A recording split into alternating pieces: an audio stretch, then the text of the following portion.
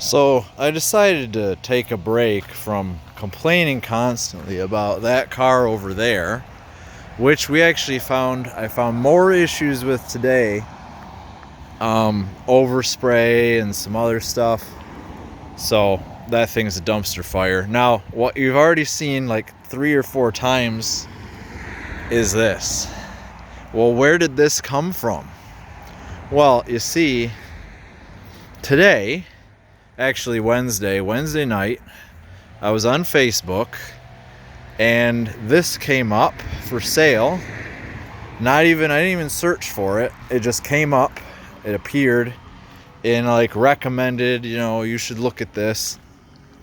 And the thing is, this was listed for about $1,000 more than I was really looking to spend. So it wouldn't have come up in my searches if I had been looking for it in a search.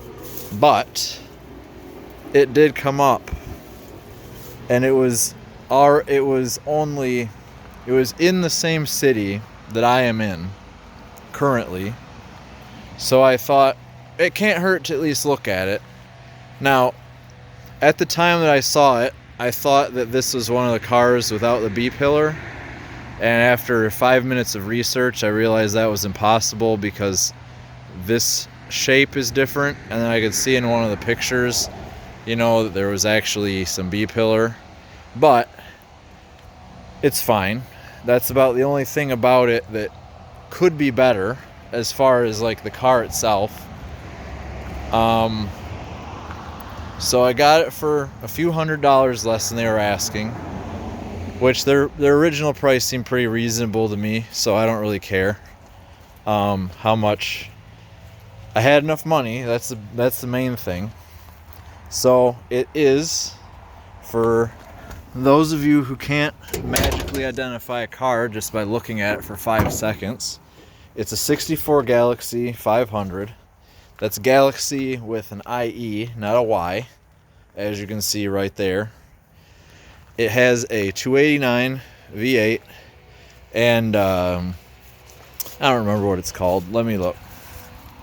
Some kind of the old Cruise-O-Matic automatic transmissioner, which of course is good for a big boat. You're not going to go fast, so you don't really need to like feel more connected to the road or whatever with your manual or whatever that is. So one of the things that's really cool that I want to show, something I didn't even know existed. I know about vent windows. I had that 65 Corvair, it had vent windows, but these are crank vent windows. You turn a crank and they open. How cool is that? I didn't even know that was a thing that ever existed. And it also has the little angulator adjustable switch. And then it's got these 2 knobs here that say air. Now this one's jammed up. It won't pull, but this one does. And that's for that thing right there. It's got all those leaves in it. And this car did have AC. I have the compressor. It's not in the engine bay. It's not hooked up, but that's okay. None of this stuff actually works right now at all, which is kind of unfortunate since it's the end of November, so it's kind of chilly, but that's okay. It doesn't have a radio. I'm not sure how I'll remedy that. I know I could cut that open bigger and then put a DIN radio in there, but obviously it wouldn't look right. And I know they do make fancy old things that have like Bluetooth and all that, so I'll probably just look into getting one of those, because even if I got like a newer stereo, I would probably just hide it somewhere and then put like a broken factory one there. The glove box does not exist at all. There's a door, but then there's no box behind it. And the door is kind of janky because part of the latch, the screw is missing. So you actually have to hold the latch on the inside when you close it, so that's fine. This window, the track is not great, so it will fall off if you slam the door sometimes. The good thing is, once you roll the crank all the way back down, it goes back to where it's supposed to be. And the thing is, you don't have to slam this door. You can have the door right there and do that, and it closes. You can put about as much effort into closing that door as you put into picking up a piece of bread. I don't know. Something like that. Oh, the doors take about 2,000 Newton meters of force to open, unfortunately, but that really doesn't matter. The back seat's in pretty good shape. As you can see, there's a blanket. I don't know, is there a giant hole right here? Let's see. Nope. It's a little dirty, but that's fine. The floors are solid, other than a couple of rust holes up there in that front corner. The windshield's got a couple of stone chips in it, you know, nothing that obstructs your view really. The guy that I bought it from tore the carpets out because they were gross, so I don't have to do that. So that's nice. Those doors need a little bit more force to close, but that's okay. It's got some interesting, like, old type stickers on it. And this one, Strange Motor Company from Louisiana. That's where the car is from, of course. That's why it's not horrendously rusty. So that's staying for sure. Some of the other stickers might come off, but like some of them are not going to.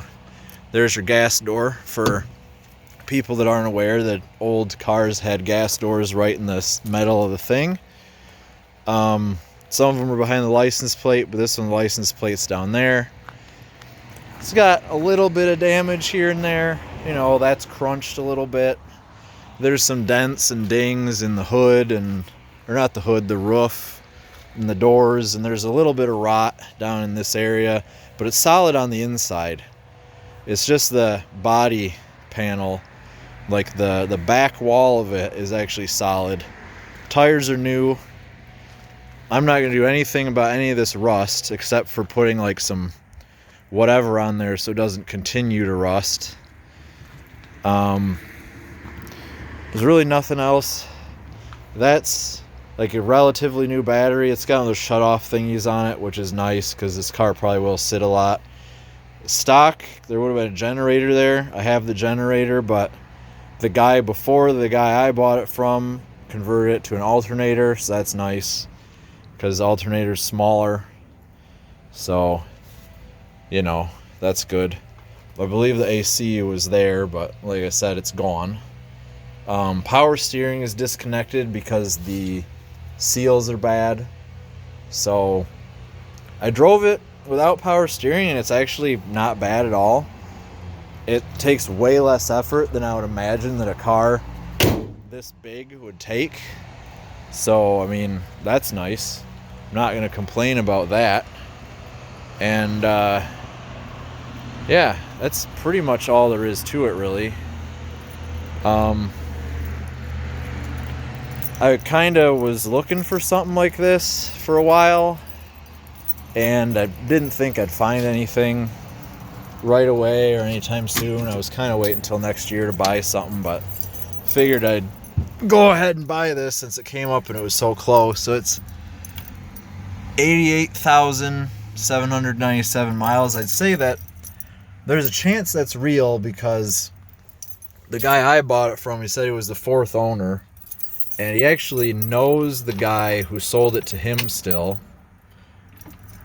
There is a little bit of shenanigans you've got to pull with the shifter to get it to start. But you can hear it. It runs pretty good. Starts right up. The only thing is it's got a little bit of...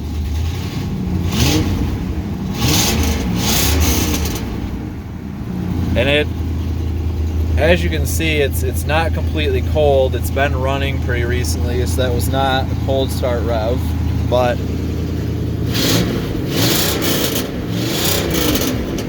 it does sound pretty good. And it runs a little bit funny. Like it kind of feel like it's gonna die when you first accelerate, and then it kind of picks up and it's fine, but never actually dies. The guy wasn't really much of a carburetor knowledgeman, which neither am I. So I figure there's probably something that can be done with that to improve. But it runs and drives as is. I haven't had it up over like 40, but it seems like it's fine. So that's about, well, I guess, okay, you know what, hold on. If I can get to the keys again, because I put them away. I've got about 14 sets of keys in my pocket because I've been moving cars around everywhere. But behold the gargantuan space. Look at that. That's about 400 cubic feet of real estate right there. No spare tire, it's missing, but I can fix that eventually. And there's your gas tank tube machine place. It's super bouncy, like ridiculously. You can't really tell because I can't bounce, but yeah, the suspension probably needs a little bit of refreshing, but it's fine. The floors are pretty solid in here though too. There's a little bit of like nearly rottenness over on this side, but this side's not as bad. And then the gas tank looks like it might have actually been replaced at some point. It looks solid, so that's nice. So yeah, this I don't really have specific plans of. I think I'm just gonna drive it as is, not for very long, because once it starts snowing and stuff, it's getting put in the garage, which I went in there and pasted out. If I put it in the garage right now, the garage door needs to be out here for it to fit, because I've got like some boxes up against the front wall. So there's essentially the garage is 2 feet deeper than the car is long.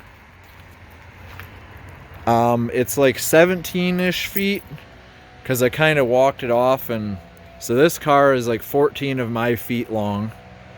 This car is 17 of my feet long. So the Subaru goes to about here.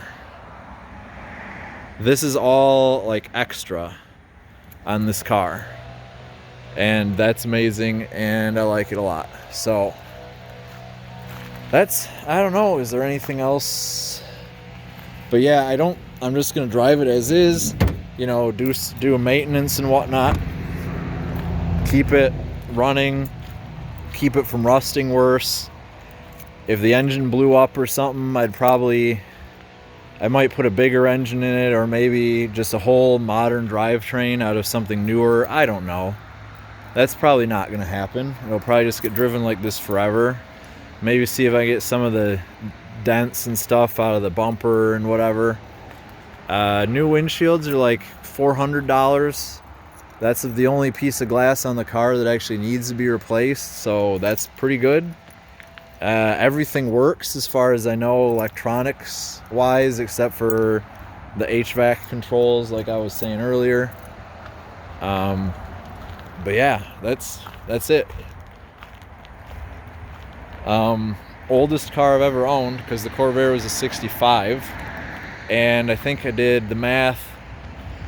I think a 289 is like a 5.7 or 4.7 liter engine, and my truck has a 4.8 in it, so technically not the biggest engine out of any car I've owned, but it's almost tied.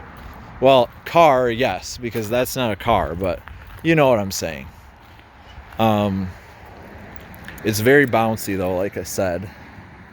And I did almost hit my mailbox trying to back out of here and then go that way, because it takes a few turns to get the steering wheel from one end of the lock to the other, but that's fine. I'm sure the mailbox are lost in that competition. So that's about it. This video is already 15 minutes almost, so I'm not gonna ramble on anymore, but if I end up, working on this or doing anything with it, I'll end up, making more videos, and we'll have to do an update on that stupid thing once I get it taken in and see how many things they'll fix on it, but that's not really important right now. But this is more important. I am glad that I impulse bought this thing. Hopefully I won't regret it.